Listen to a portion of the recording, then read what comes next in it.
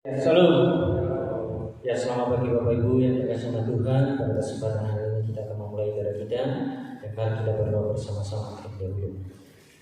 Bapa di surga, terima kasih Tuhan atas pertolongan-Mu dalam kehidupan kami. Pada pagi hari ini Tuhan, kami bisa ada di tempat ini untuk memuji dan memuliakan nama Tuhan. Ya Rabbul Rabbim, kami semua Tuhan, ya Roh Kudus-Mu Tuhan selalu ada bersama kami. Dalam nama Yesus, kami memulai ibadah kami. Haleluya. Amin. Ya, sekali lagi salam. Kita akan bersorak-sorai untuk memuji dan memuliakan nama Tuhan. Kita angkat satu pujian, bukan terbang bersama Tuhan. Haleluya.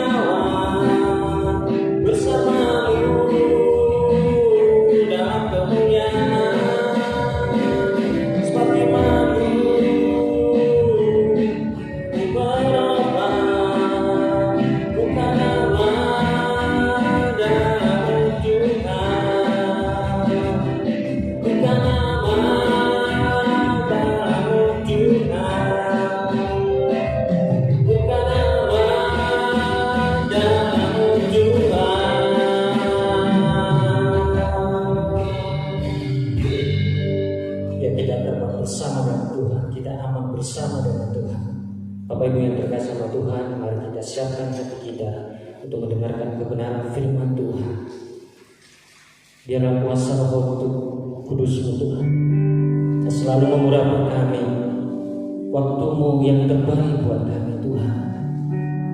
Inilah pujian kami, ini renungan kami Tuhan. Biarlah kuasa-Mu ada bersama dengan kami. Mari kita angkat satu pujian. Waktu Tuhan pasti yang terbaik.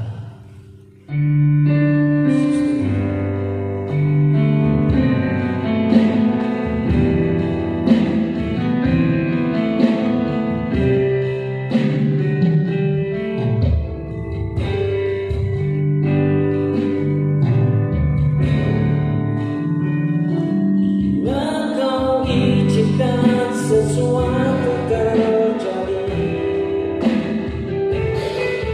ku percaya semua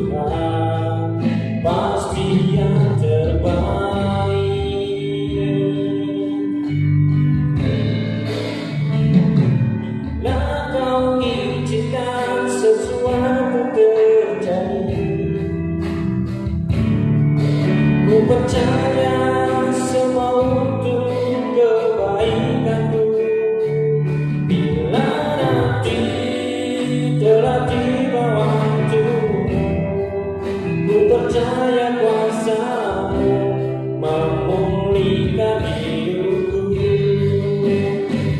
Waktu Tuhan pasti yang terbaik, walau kadang tak mudah dimengerti. Lewati cobaan, ku tetap percaya waktu Tuhan pasti yang terbaik. Waktu Tuhan pasti yang terbaik, walau kadang tak mudah dimengerti. Lewati cobaan, ku tetap percaya waktu Tuhan pasti yang terbaik. Lewati cobaan, ku tetap percaya waktu Tuhan pasti yang terbaik. Lewati cobaan, ku tetap percaya waktu Tuhan pasti yang terbaik.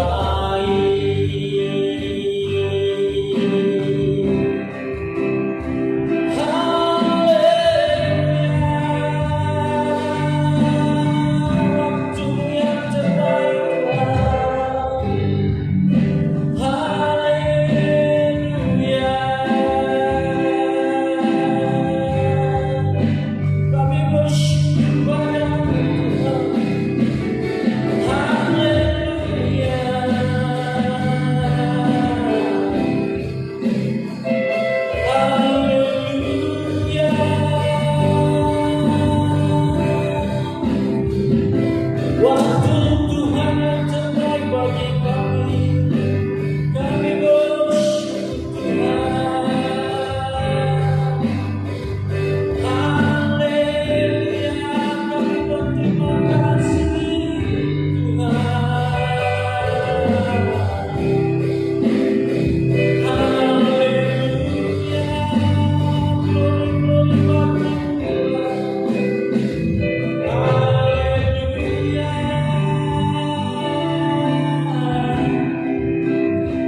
Kami bersyukur padamu Tuhan. Haleluya.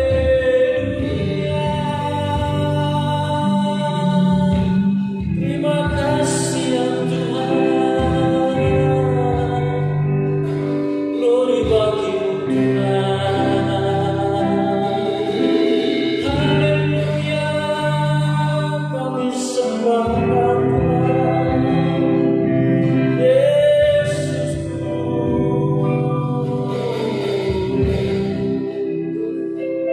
Terima kasih ya Bapa.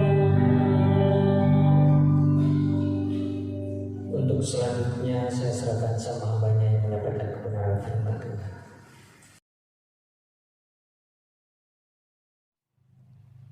Shalom Bapak Ibu dan saudara-saudara yang dikasihi Tuhan.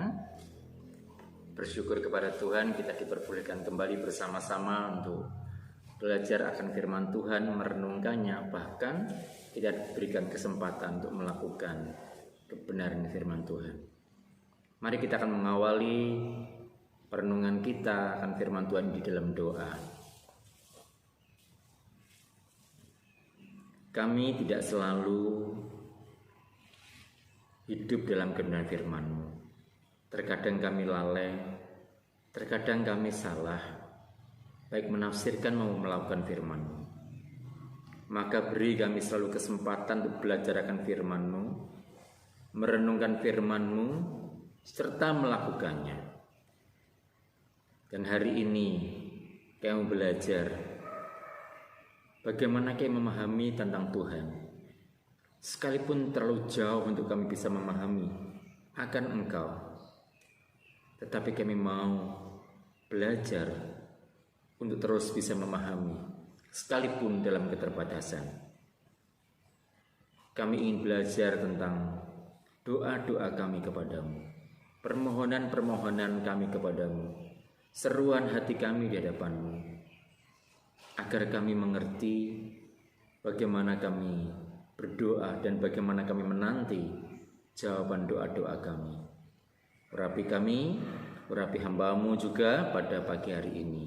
Terima kasih dalam nama Tuhan Yesus Kristus, Sang Juru Selamat, kami sudah berdoa.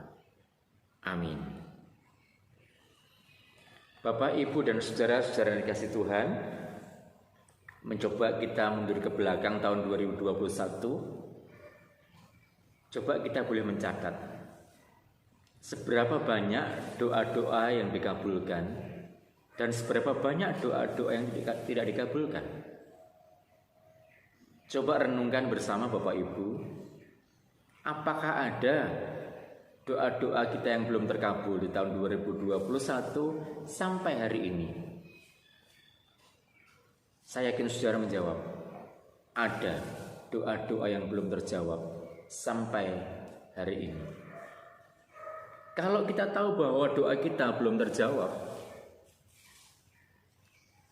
saya bertanya, masihkah Bapak Ibu terus berdoa di hari-hari ini?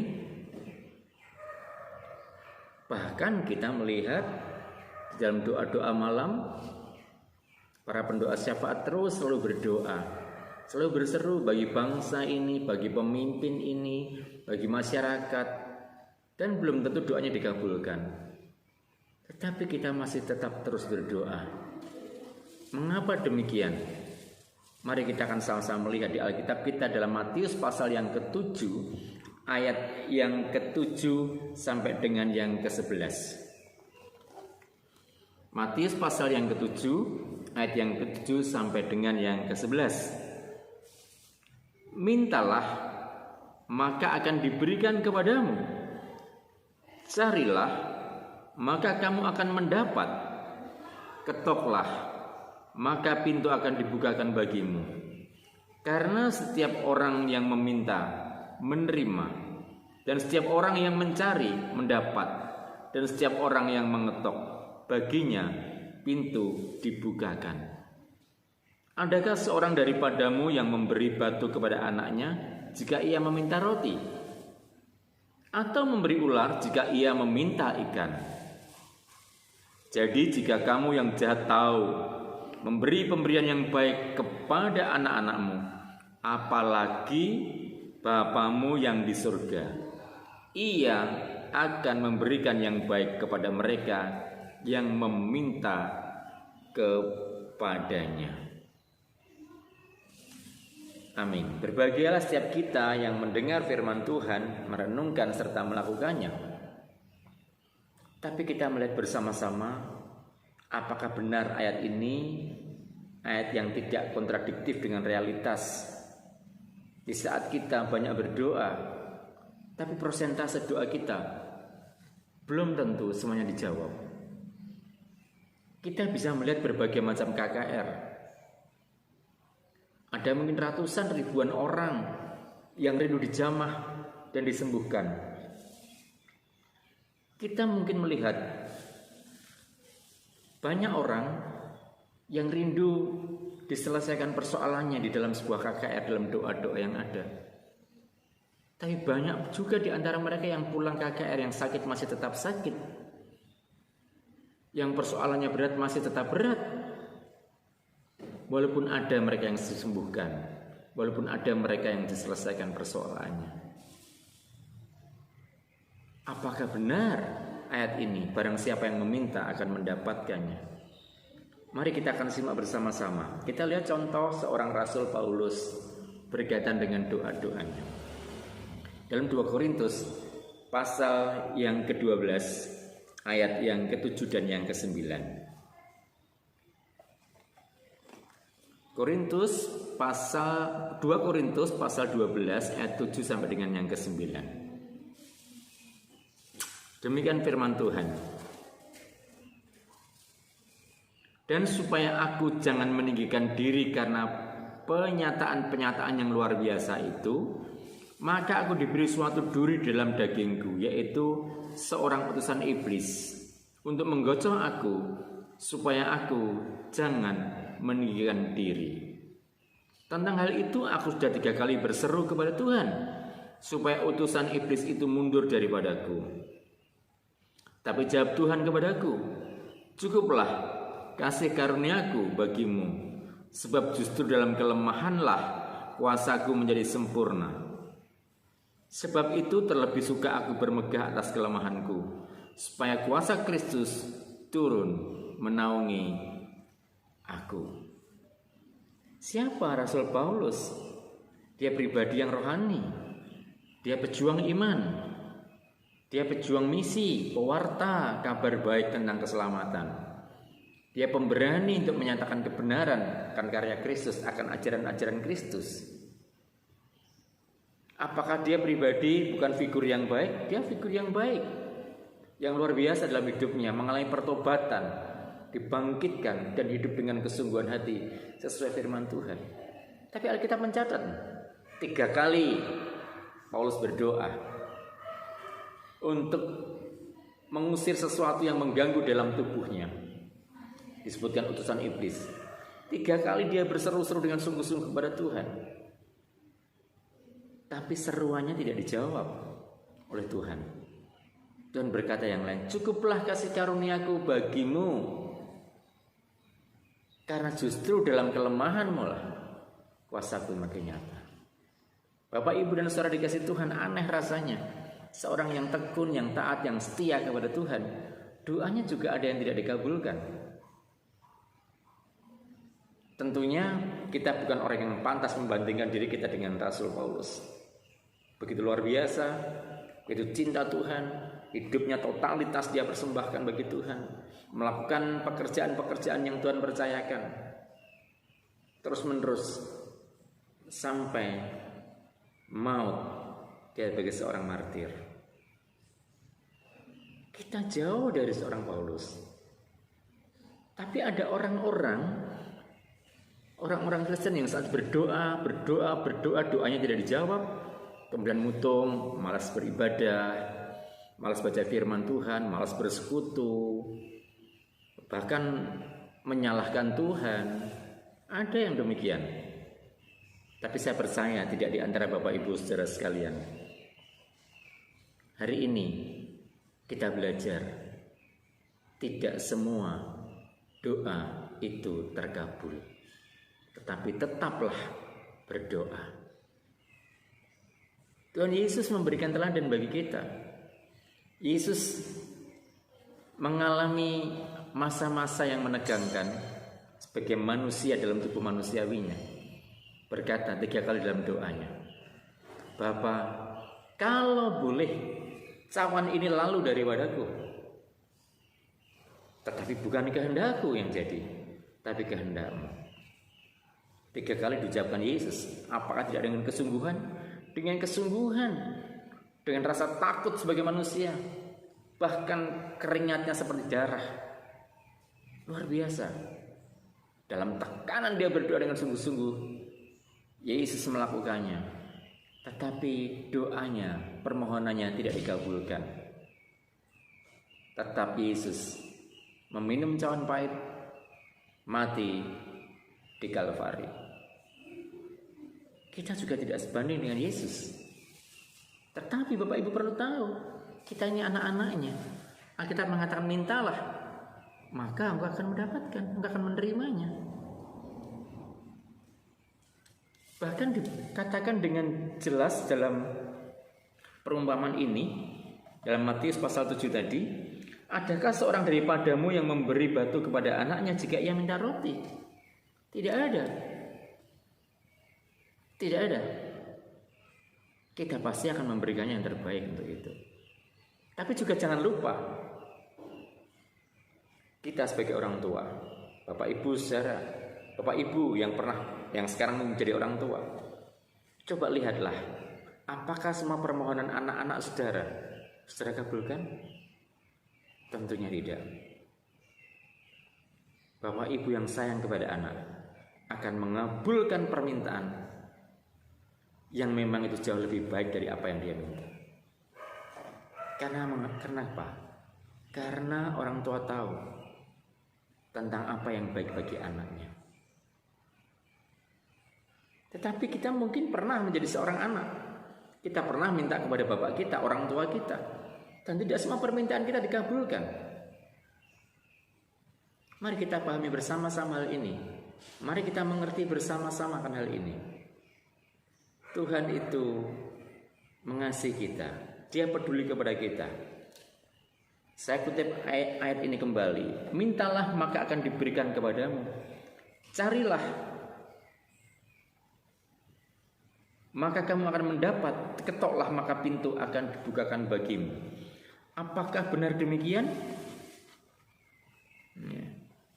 Pada waktu Yesus menghadapi cawan pahit, malaikat Tuhan dikatakan menyertai, menguatkan dia. Waktu Rasul Paulus doanya tidak dikabulkan, tapi Tuhan memberikan kuasa kepadanya untuk melakukan segala sesuatu pekerjaan yang luar biasa. Lalu apakah ayat ini kontradiktif? Tidak Bapak Ibu. Kita tetap meminta kepadanya. Kuncinya ada pada ayat yang ke-11, kita lihat bersama-sama.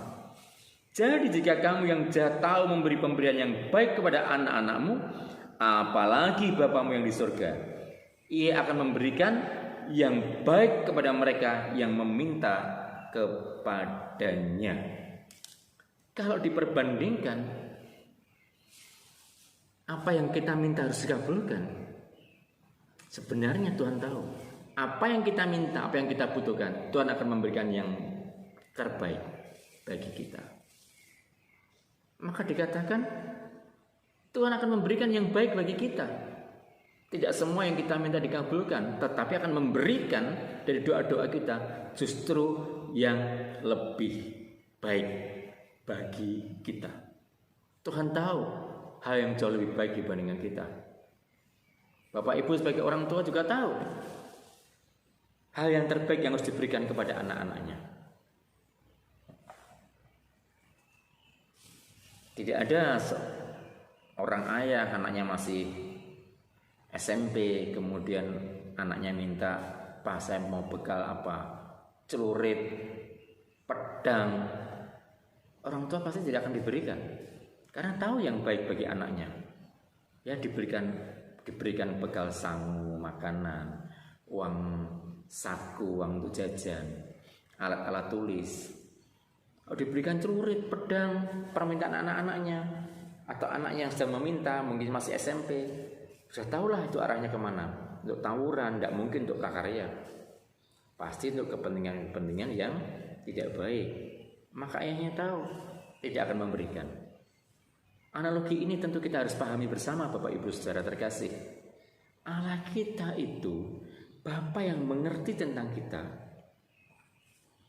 yang berharap kita meminta kepadanya, tapi Dia akan memberikan yang terbaik dari permohonan kita. Kalau itu tidak menjadikan baik bagi kita, pasti Tuhan akan memindahkannya, memberikan yang jauh lebih baik dari apa yang kita mohon. Mari Bapak Ibu saudara terkasih, pahami, tidak selalu doa kita dikabulkan, tetapi Dia akan memberikan yang terbaik bagi kita. Bagi Bapak Ibu saudara sekalian, kalau pergumulan saudara mungkin belum selesai, doa-doa saudara dengan berseru belum dikabulkan, tetaplah terus berdoa, karena Dia akan memberikan yang terbaik bagi Bapak Ibu saudara sekalian. Mari kita jalani hidup ini dengan tetap terus berdoa kepadanya. Tetaplah meminta kepadanya. Kapan akan diberikan dan apa yang akan diberikan, Tuhan jauh lebih tahu dibandingkan kita. Dan memberkati setiap kita Bapak Ibu yang terkasih. Mari kita bersatu dalam doa. Tetaplah semangat, teruslah berdoa, terus meminta. Ketoklah pintu hati Tuhan selalu. Carilah Dia selama Dia berkenan untuk ditemui. Mari kita berdoa. Tidak mudah bagi kami untuk menyadari akan hal ini. Engkau memerintahkan kepada kami untuk meminta kepadamu. Dan firman-Mu berkata, yang meminta akan menerima. Terkadang pemahaman kami, apa yang kami minta, seakan harus terkabul.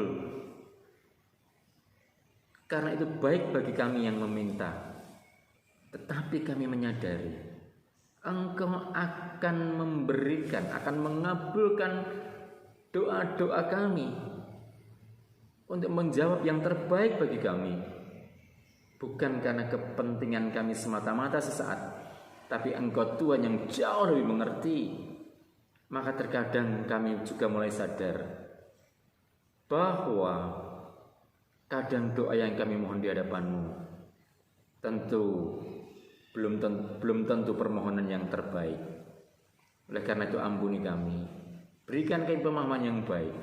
Kami akan tetap terus berseru. Kami tidak akan memaksakan kehendak kami di hadapan-Mu, tetapi kami akan menantikan pemberian jawaban doa kami yang jauh lebih baik dari apa yang kami doakan. Kami percaya sungguh Engkau Tuhan yang peduli kepada kami.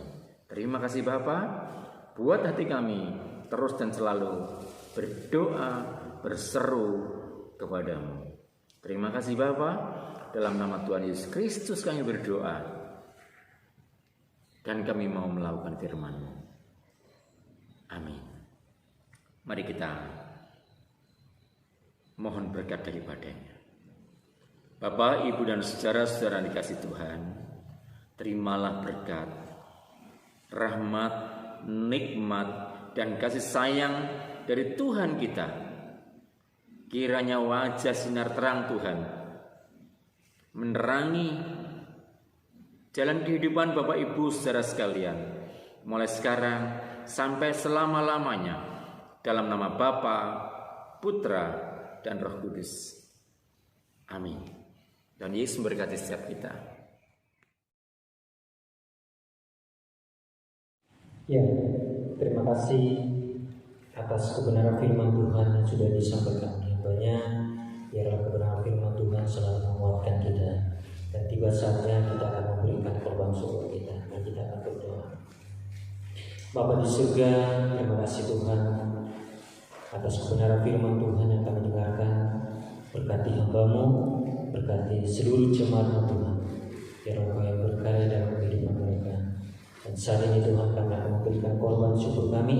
Berkati seluruh jemaat-Mu, berkati usaha mereka, pekerjaan mereka, apapun yang mereka kerjakan, Tuhan yang Engkau berkati. Dalam nama Yesus kami berdoa dan mengucap syukur. Haleluya. Amin. Ya, kita akan memberikan korban syukur kita. Kita angkat satu kecil, tak berubah selamanya.